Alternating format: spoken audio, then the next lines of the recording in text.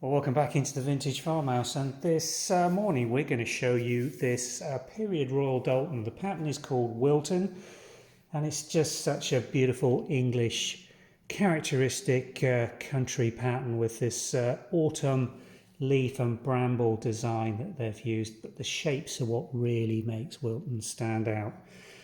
Period China marks. The Wilton reference number that Royal Doulton used for the combined period of production is D6226. Now these marks here, as you can see, are 1950s or 1940s rationing marks. Green stamp, characteristic of what was required during the period of rationing, and the A reference letter there is the scale or range in which this bowl was allowed to be sold during the period of rationing. We've got some different Wilton marks here. These are not rationing period marks at all. These are the earlier classic Royal Doulton lion and orb marks with Wilton D6226 on them. So this china was made during the 1930s, 40s, 50s and 60s. We've got coming in this collection a beautiful tiered platter set, as you can see just here. This piece on the back here, you can see with the centre depression like that, may have been sold originally as a tureen stand or a sauce boat stand. It's too large to take the... We never know how to actually list these pieces. They're very interesting, this shape. I mean, this is what they produced as a gravy jug, but it's also in a smaller version the milk jug or a custard jug. It's basically a sauce jug. And quite often it would have been supplied with a saucer or a ladle or a tureen as well. They're very, very difficult to find.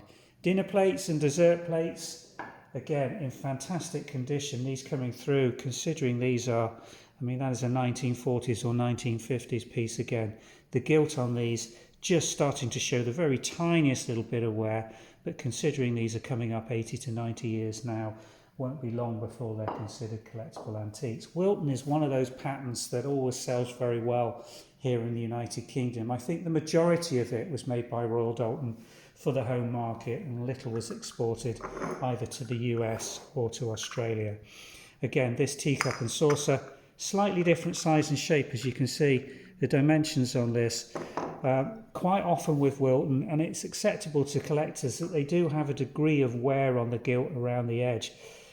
It's part of the patina of this pattern, and it doesn't really detract from it in terms of making it look worn, because the glaze is, the background colour is a sort of creamy buttermilk colour.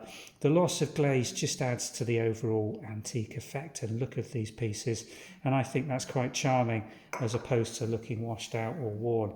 But a lot of it coming through on this lot that we're listing over the next couple of days is in really fine collector's condition, and is probably as good as it's likely to come to the market in big sets. I particularly like the tureen set. That's incredibly rare. I'm glad we've got that going up as a single listing for the set of 3, which we intend to sell and keep together.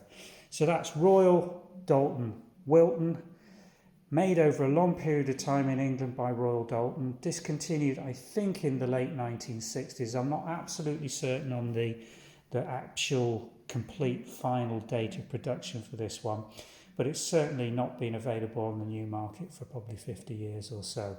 So a real nice English floral autumnal pattern available from the Vintage and Antiques website.